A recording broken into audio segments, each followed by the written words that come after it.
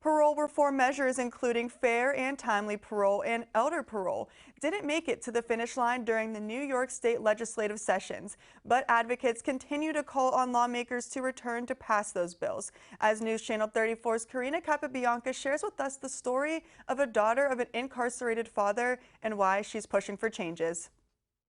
In the final days of the legislative session, progressive lawmakers and advocates rallied for parole reforms.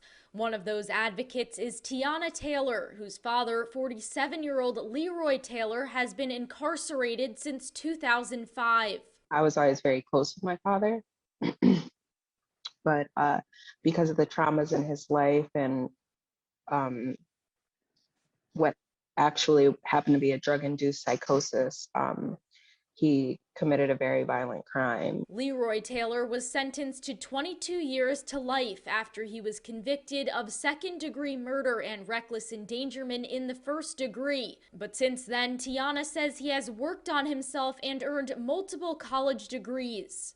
He decided that, his crime wasn't going to define him. He was going to do everything in his power to rehabilitate himself. She's fighting for elder parole, which would give incarcerated New Yorkers over the age of 55 who have served at least 15 years of their sentence in automatic parole hearing.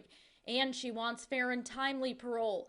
Under that proposal, a parole board would focus more on someone's rehabilitation and risk to society than their original crime. But Republicans and the District Attorneys Association of the state of New York have spoken out against the bills.